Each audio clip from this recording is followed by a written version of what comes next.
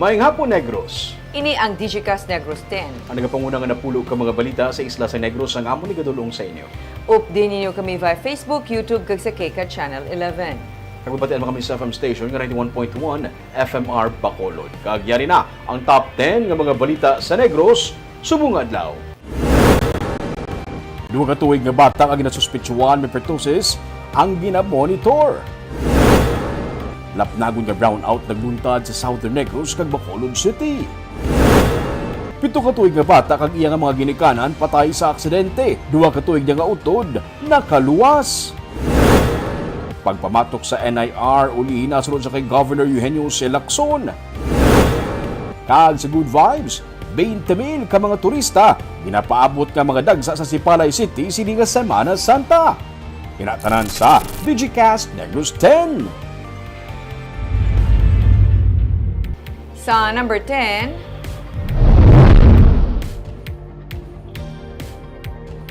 kahalitan sa mga pananom sa probinsya tugas ang drought kag dry spell ang nagdangat na sa 90.6 million pesos. As of March 19, sa reports ng Office of the Provincial Agriculturist, may 17 na ka mga banwa kag syudad sa probinsya ang nag-report sa kahalitan dala sang El Nino phenomenon. Ang syudad sa Kabankalan ang may pinakadako nga kahalitan sa pananom nga nagdangat sa 41.9 million pesos. Nagasunod naman ang banwa sang Kawayan nga may masobra sa 14 million pesos nga kahalitan. 2,348 ka mga mangunguma ang apektado sunod sa report sang OPA. Kag masobra naman sa 2,000 ka hektarya sa pananom sa bilog nga probinsya ang nahalitan. Sa report ng OPA, masobra sa 90 million pesos ang halit sa humayan, kag masobra sa 442,000 pesos sa mga maisan. Kabahin sa bulig nga napanagtag sa mga apektado nga mangunguma amo ang seedling sa mga utan nga sarang nila matanom para makabulig piyan-piyan sa ilang nga mga kinahanglanon.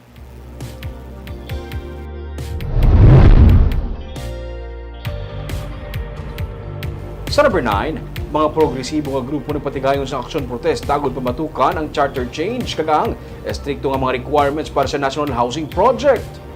Kadungan sa pagdumdum sa Semana Santa, nagrally ang katapos sa mga progresibo nga grupo sa Fountain of Justice sa tubangan sang daan nga City Hall sa Bacolod. Sa pagpanguna sang Kongreso ng pagkakaisa maralita ng lungsod, ginpabati sa grupo ang pagpamatok sa ginadusong charter change. Marubo ka sweldo kag ang ginapatuman nga pabahay program nga para sa ilatuman ka estrikto ang mga requirements nga ginapangayo sa mga informal settler families. Ginapanawagan nila ang paghatag ng solusyon sa gobyerno sa nagasaka nga presyo sa balaklon.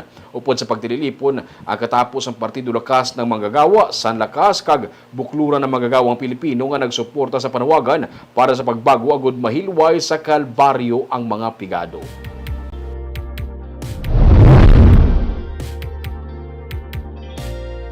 Sa number 8, 31 ka mga super health centers ang itukod sa Negros Occidental, lakip na Bacolod City. May 31 ka mga super health center ang itukod sa Negros Occidental na lakip diri sa syudad sa Bacolod nga gin-inspeksyon ni Senador Bongo sa Barangay Vista Alegre. Yara na sa 77% ang construction ng super health center project sa Barangay Vista Alegre. Ini ang isa sa ginbisitahan ni Senador Bongo upod kay Mayor Albi Benitez sang weekend. Ang Super Health Center ang mayara sang outpatient department, X-ray laboratory, ultrasound kag birthing services, diagnostic, pharmacy kag emergency services. Labi ini nga ginapasalamatan sang alkalde sa tuyo nga mabuhina ng kadamuon sa mga pasyente sa Regional Hospital sa Bacolod. May 31 ka mga super health center ang ginaduso sa senador nga itukod sa probinsya sang Negros Occidental nga pinakamadamo sa pungsod. Sang Sabado, ginpangunahan sang senador ang groundbreaking sa natukod nga super health center sa Himamaylan City. Malapit 600 ang ginaplano nga health centers nga itukod sa pungsod sa tuyo nga mapasanyog pa ang serbisyo sang gobyerno sa bahin sang ikaayong lawas. Sa number 7,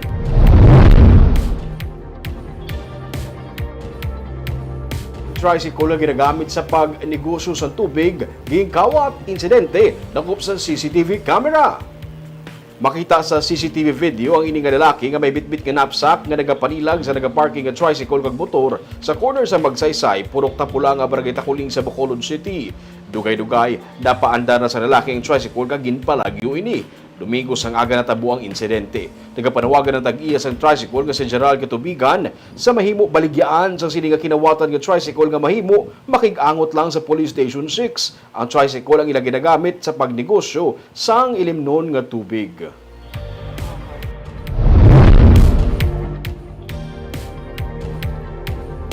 Sa number 6, isa patay, isa pilason sa natabo nga lab-anay bangod sang away sa lighter.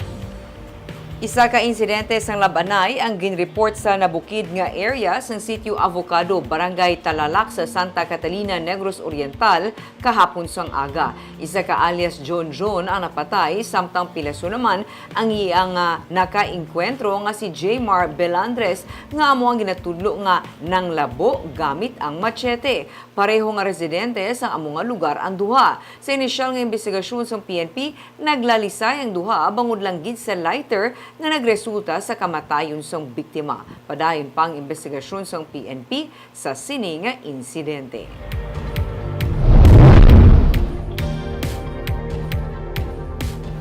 Sa number 5, 7 ka tuig nga bata kag iya mga ginikanan patay sa aksidente. 2 ka tuig nga bata nakaluwas. Patay ang amay, iloy kag 7 ka tuig nga bata sa isa ka insidente sa Bungguanay sa Sitio Bliss, Barangay Poblasyon, Santa Catalina, Negros Oriental, Domingo sang gabi. Ang napatay amo si Rene Boy Ricomono, iya misis nga si Melo Jane Ricomono kag 7 ka tuig nila nga bata. Maswerte nga nakaluwas ang ila 2 ka tuig nga bata.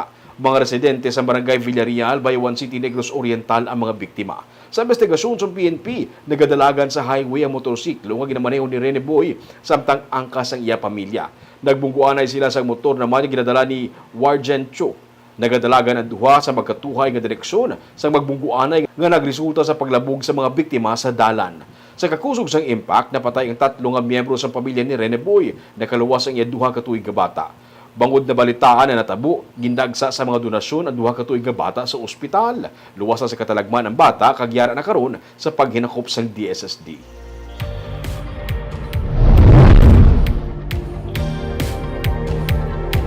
Sa number 4, pagpamatok sa Negros Island Region ang ginpabutyag sang obispo sang Diocese sang Dumaguete. Inisa tunga sa ginapaabot paglagda sang among hagna sang presidente agudto ini ang mangin isa kalayi.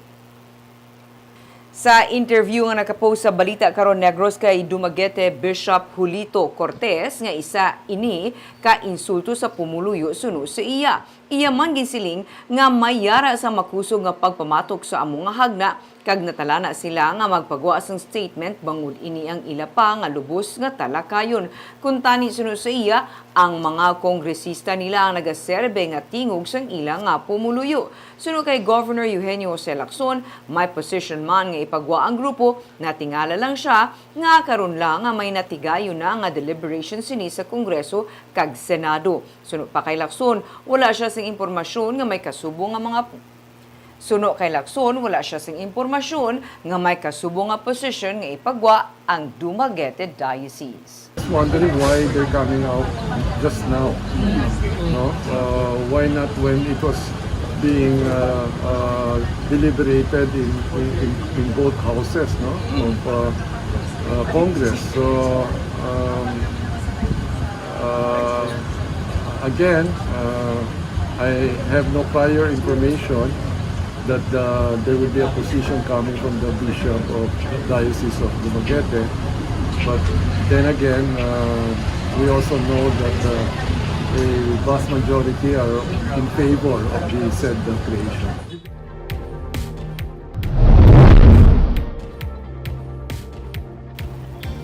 Sa number 3, seguridad sa mga puerto kag bus terminal gipabaskog karon yung ginapaabot ang pagdagsa sa mga pasahero siniga sa Mana Santa. May report sa Nico Delfin. Antes pa makasaka sa mga bus, nagapaydalo manay sa breath analyzer ang mga drivers ng Vallacar Transit Incorporated kabahin sa pagpasiguro nga wala sila nakainom antes magbiyahe. Sa bus pa ginapaabot sang bus company ang pagdagsa sang pasahero pero nagtala na sila sang help desk mga nurses nga sarang magresponde sa posible pagluntad sa emerhensya sa Semana Santa. Ang katapo sang Bacolod City Police Office ang napaidalom sa full alert agod mapasiguro ang kalinong sa bus terminal. May mga katapo na sang Land Transportation Office nga naga-monitor sa mga jeepney kag bus terminal kabahin sa ginapatuman nga Oplan Bantay biyahe Semana Santa.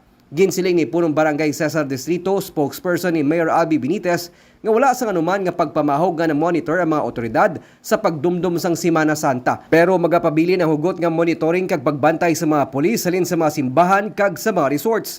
The entire police force and the 10 police stations would be present sa ilang mga istasyon at sa ilang mga area of responsibilities on top of the i-put up ng mga motorist assistance center kag police assistance centers. No threats so far na monitor. Based sa report ni Colonel Nino, there is no probable threat sa Bacolod at this point in time. Ang Philippine Coast Guard nagpasalig sang duga nga deployment sang personnel nga magapatuman sang inspection kag monitoring sa mga sea vessels sa mga pantalan, ilabi na nga napaidalom sila sa heightened alert isa ka semana antes pa man sang Semana Santa. Nico Delfin para sa DigiCast Negros. Sa number 2, lapnagon nga brownout nagluntad sa Southern Negros kasunod sang pag-trip off sang 69 kV sa Banwa sang San Enrique. May mga opisina sa Bacolod nga temporaryo nga wala anay maka-operate tugas ang lapnagon nga brownout nga nagsugod mga pasado launa kay inasang aga.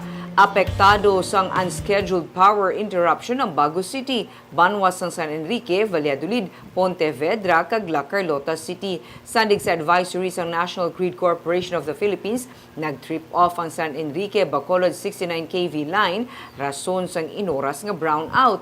Mga pasado las 9 na sang aga sa nabalik ang supply ng kuryente sa mga apektado nga lugar sakop sang franchise area ng Central Negros Electric Cooperative kag Negros Occidental Electric Cooperative. Ginausisa pa sang NGCP ang ginhalinan sang pag-trip off sang 69 kV line. Kag sa numero 1 sa mga balita, subong adlaw.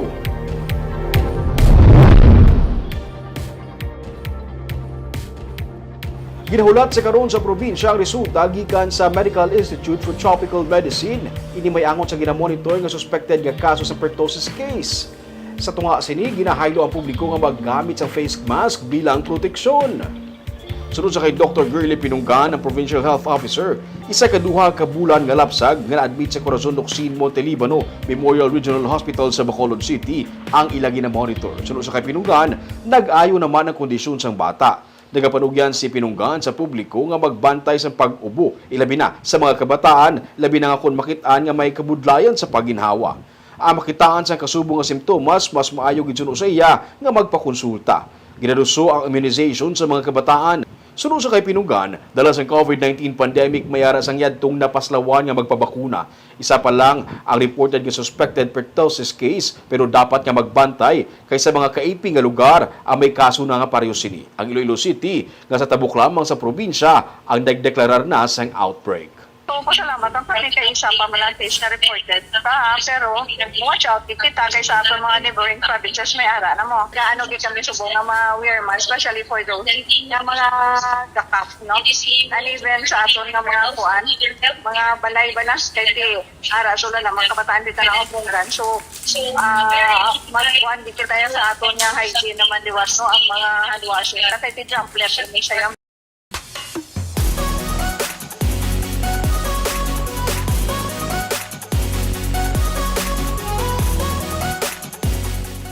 Sa Good Vibes, mga 20,000 ka mga turista ang ginapaabot magdagsa sa Sipalay City. Pila sa mga resorts ang fully booked na. May report si Romeo Subaldo. Duha ka semana antes mag Holy Week, amat-amat na nga nagaka-fully booked ang mga resorts sa Sipalay City. Diri abi makita ang matahom nga mga baybayon nga amo ang ginaamag sa mga turista. Sunod sa kay Mayor Maria Gina Lizares, ang iban sa sini nga mga turista yara na sa Sipalay isa ka semana antes ang Holy Week. Actually, for Holy Week, we are fully booked. So, I think some of the people here that you see now will eventually stay na for the Holy Week. Sige na. Halin sa Poblacion Beach nga nagapugati ang balas kung maigo sang init sang adlaw. Ang nagaagaw-agaw brown nga balas ang Sugar Beach, ang powdery white nga balas ang Magbalyo, ang mga Chocolate Hills sa dagat nga view sa may tupad lang sang tinagong dagat, kag ang preska nga mga seafood. Pila lamang ini sa mga rason kung nga kada Semana Santa peak season sang turismo sa Sipalay. Sunod sa tourism officer sa Sipalay nga si Jeric Lacson, yara sa 20,000 ang ginapaabot nila nga magadagsa sa syudad sini nga Semana Santa. Gani naka-blue alert ang DRRMO sa syudad. Andas ang Semana Santa, fiesta man. Naka-blue alert na nga daan ang DRRMO bangod man sa kadamo sa mga bisita. Subong ang fiesta naton, and after fiesta is Holy Week. So naging continue na lang ang pag-raise ng blue alert up to the Holy Week para at least ang standby ang aton mga safety personnel, ang mga default personnel, ang emergency naton, yung mga services around the clock available para sa mga bisita. Kagang iban sa siningang mga turista, magapabilin sa syudad tubtub na sa kabilugan sang summer. Dugang panilakson, ang iban nga mga turista nga nag-aistar sa Sipalay antes ng pandemic, ang liwat nga nag-aamat-amat naman balik sa syudad. Barba sa Semana Santa, do talaga tao ato sa Sipalay nag-transfer. Pero Ming, of course, aton man gina-remind ang tagsa-tagsa no, nga sa maging keep safe sa ilang nga pagbiyahe. Labi na Ming sa tungas ang kainiton karon. Yes, pag may masakit naman yung bago. Kagapit ito mga balita sa Negros, subong adlaw. Kay man sa panahon karon importante nga may ihibalo ka sa nagkakatabo sa imo nga palibot. Kung dapat balanse kag eksakto mga impormasyon. Padayon kami nga magapangalagad sa Negrosanon. Ako si Barbara Mijares. Tubtub next week, ako naman si Romeo Subaldo, mayong hapon.